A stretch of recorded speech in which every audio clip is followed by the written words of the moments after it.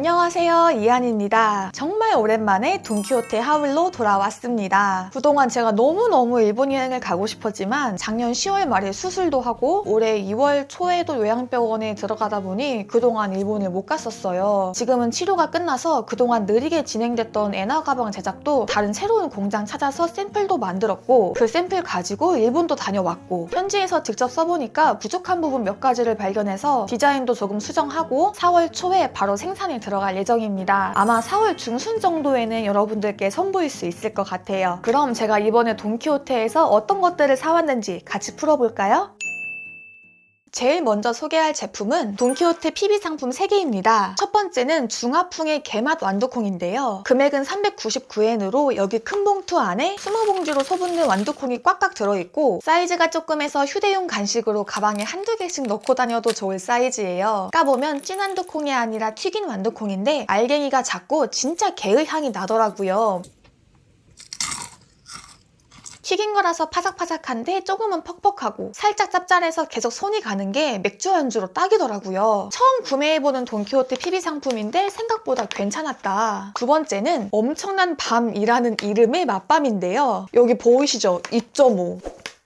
딱 봐도 아 이거 일반 밤의 2.5배 크기구나 라는 걸 알 수 있죠. 그래서 궁금해서 구매했어요. 우리가 일반적으로 알고 있는 맛밤과 비교했을 때 약 2.5배 크기의 사이즈고 무게 18g 이상, 당도 20 이상의 대왕밤만 선별했다고 하니까 비교를 위해 제가 예전에 일본에서 산 맛밤이랑 비교해 볼게요. 이건 밤 껍데기도 같이 있는 밤인데 딱 보면 일반 밤 사이즈잖아요. 엄청난 밤을 까볼게요.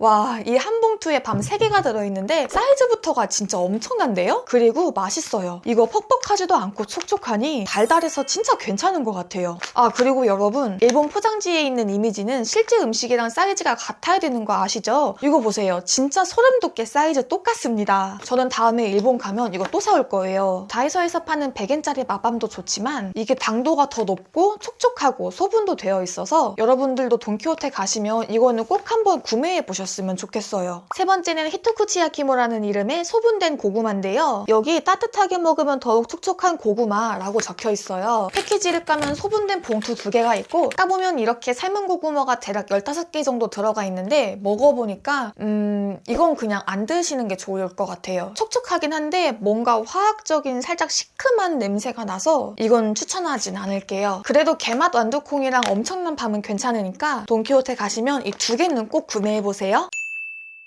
그리고 두 번째로는 퀄리티 퍼스트 더마레이저 팩 3종을 구매했습니다. 이 더마레이저는 일본 화장품 정보 사이트인 앳코스메에서 시트마스트로 1위를 차지한 제품이고 이게 한국에서도 인기가 많아서 많은 분들이 돈키호테 방문했을 때 이걸 꼭 구매해 가시더라고요. 저는 이 금색의 슈퍼 VC 팩, 빨간색인 슈퍼 레티놀 팩, 검정색인 슈퍼 블랙 이렇게 3개를 구매했고요. 까보면 7개의 팩이 한꺼번에 들어있고 에센스가 찰랑거릴 정도로 정말 많이 들어있는 걸 볼 수 있습니다. 보통 올리브영에서 판매되는 팩들은 초밀착을 위해 시트가 얇은 것들이 많은데 이 더마레이저는 시트가 두꺼운 편이에요. 제가 원래 쓰던 팩은 붙이고 한 5분 정도 지나면 콧등이랑 이마가 완전 바싹바싹 말라버리는데 이건 시트가 두꺼운 만큼 에센스를 가득 머금고 있어서 30분이 지나도 촉촉하게 붙어있는 게 마음에 들더라고요. 팩을 다 쓰고 남은 에센스들은 공병에 담아서 아침 저녁으로 발라주면 더 좋겠죠. 이 VC 팩은 더마레이저 팩 중에서 가장 인기가 있는 팩인데 비타민 4종을 함유하고 있어 맑고 투명한 피부를 원하는 사람들에게 좋다고 해서 골랐고 이 레티놀 팩은 저처럼 이제 나이로 인한 탄력과 주름에 고민이 있는 분들이 사용하면 좋은 라이트 전용 팩이라고 해서 골라봤어요. 근데 조금 더 알아보니까 일본의 30대 여성분들 중에서 좀 더 집중적인 케어를 원하시는 분들은 이 레티놀 팩을 저녁에 사용하고 다음날 오전에 이 VC 팩을 사용한다고 하더라고요. 그래서 저도 써보고 싶어서 골라왔습니다. 그리고 이 슈퍼블랙은 모공을 집중 케어해주는 제품인데 고농축 4종 비타민C와 나이아신 아마이드가 함유되어 있어 모공, 보습, 나이로 인한 피부 고민을 올인원으로 케어하고 싶은 사람들에게 추천하는 제품이에요. 그런데 이 블랙은 다른 팩들과 다르게 시트가 3중으로 되어 있어서 그런지 실리콘 마스크를 착용한 것처럼 쫀득쫀득해 사용감은 골드, 레드보다 훨씬 좋았고 거의 40분 넘게 팩을 하고 있었는데도 시트가 잘 안 말라서 오히려 저는 피부에 영향을 오랫동안 주는 느낌이라 개인적으로는 이 블랙이 가장 마음에 들었습니다. 이것 말고도 총 7개가 더 있는데 특징별로 제가 한눈에 보기 편하게 정리했으니까 캡처해놓고 해당되는 피부 고민에 맞게 구매하시면 좋을 것 같습니다.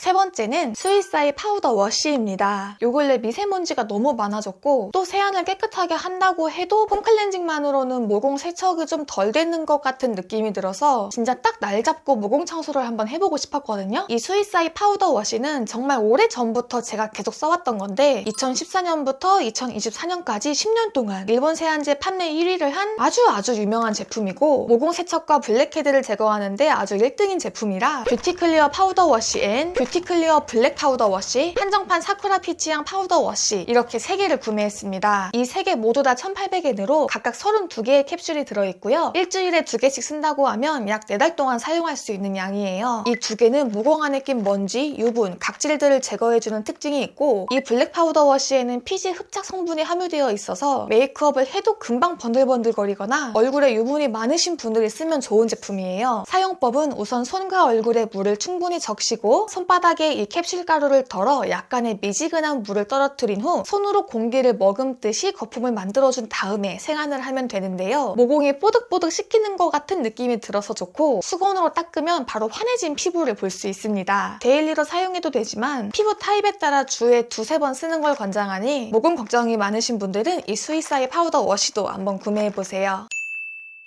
네 번째는 네이처콘크의 약용 풋케어 로션입니다. 추웠던 겨울이 끝나고 이제 크록스와 샌들을 신을 수 있는 계절이 돌아오고 있는데 겨울에는 양말로 가릴 수 있었던 갈라진 뒤꿈치 이제는 숨길 수 없잖아요. 그래서 구매했습니다. 이 로션은 갈라진 뒤꿈치를 촉촉하게 해주는 보습 성분과 까칠까칠한 각질을 케어해주는 성분이 들어있는데 까보면 이렇게 조그만 빨간 스틱이 나오고 돌돌 돌리면 우리가 알고 있는 물파스 같은 모양의 쿠션이 나와요. 이걸 발 뒤꿈치에 그냥 문지르면 안 되고 사용 전에 이 스틱을 꾹 눌러준 후 로션이 이 쿠션에 스며들게 해준 다음에 발 뒤꿈치에 바르면 되는데 확실히 쿠션이 있으니까 다른 크림 형태의 제품처럼 손가락으로 퍼서 바를 필요가 없으니까 좋더라고요. 사실 짧은 기간에 좀 드라마틱한 결과를 원했는데 한두 번 쓰는 건 안 되고 좀 장기적으로 써야 괜찮아질 것 같더라고요. 발 뒤꿈치 케어를 좀 더 확실하게 하고 싶으신 분들은 일본 간 김에 다이소에서 200엔짜리 풋케어 삭스를 구매해 풋케어 로션 사용하고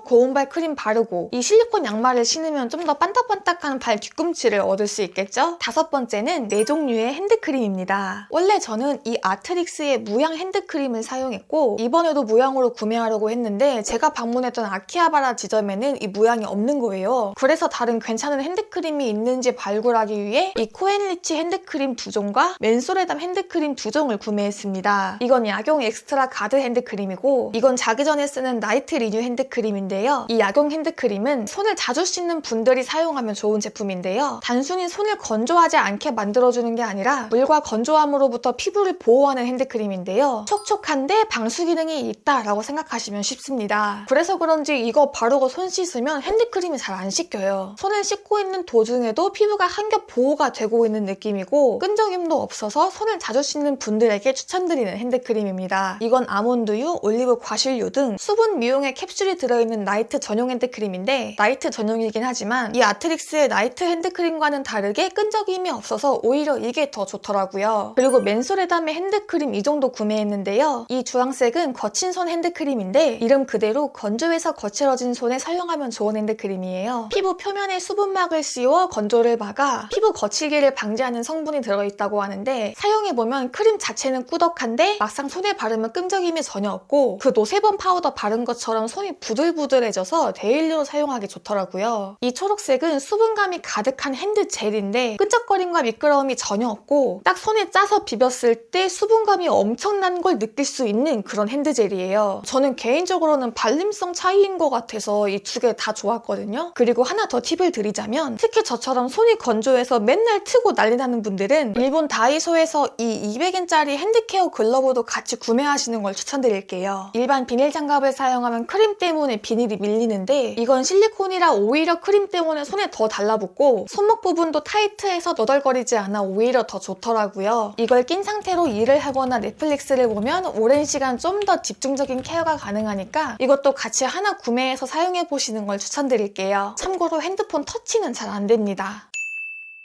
그리고 6번째로 소개해드릴 건 제가 정말 좋아하는 비페스타 포밍 휩입니다. 그동안 생카도 써보고 핫도무기도 써보고 멜라노 CC도 써봤는데 역시 세정은 이 깜장색 비페스타 포밍 휩이 최고인 것 같아서 다시 되돌아왔습니다. 보통 포명 클렌징 제품은 세정력이 조금 떨어지는데 이건 숯과 점토를 함유해 세정력이 강하고 특히 모공 세척에 좋아서 제가 정말 좋아하는 제품이에요. 사용 전에 충분히 흔들어준 후 꾹 누르면 회색 폼이 나오는데 폼 자체가 부드럽고 탄탄해서 세안할 때마다 기분이 좋고 또 세안이 잘 되는 게 느껴져서 여러분들에게 이거는 꼭 소개해드리고 싶었어요. 그리고 이 럭스 트리트먼트도 구매를 했습니다. 제가 일본 드럭스토어나 마트에 헤어 바디 코너를 갈 때마다 느꼈던 게 일본은 용기형도 많지만 특히 이 리필형이 정말 잘 돼 있는 것 같다는 점이었어요. 굉장히 다양한 리필용 샴푸와 트리트먼트가 있었지만 저는 어렸을 때부터 럭스 샴푸를 되게 좋아했었거든요. 한국에서는 럭스 제품들이 단종된 걸로 알고 있었는데 일본에서는 계속 판매를 하고 있어서 이번에 한번 구매해봤습니다. 돈키호테에서는 샴푸와 트리트먼트 한 세트로 980엔에 판매하고 있었는데 저는 트리트먼트 단품으로 498엔에 구매했습니다. 제가 구매한 건 꽃향기가 가득한 데미지 리페어 트리트먼트고요. 사실 제가 이거 본품을 사용하고 있었더라면 이 리필용을 채우기 좋았을 텐데 저는 본품이 없어서 다이소에서 이 100엔짜리 리필 보틀을 따로 구매했어요. 일본에서 파는 리필용 트리트먼트는 한국과는 다르게 묽은 편이어서 이런 리필 보틀에 넣어도 충분히 펌핑이 되고 특히 이 용기는 바닥면이 움푹 패여 있어서 내용물을 끝까지 쓸 수 있다는 장점이 있습니다. 돈키호테에는 이것 말고도 참 다양한 리필용 샴푸와 트리트먼트들이 있으니 여러분들의 헤어 컨디션에 따라 이런 것들도 한번 구매해보시는 걸 추천드립니다. 자, 이렇게 해서 제가 돈키호테에서 구매한 제품들을 하나씩 소개해드렸는데요. 이번 영상에 대해 궁금한 점이 있다면 언제든지 댓글 남겨주세요. 그럼 우린 다음 영상에서 만나요. 안녕!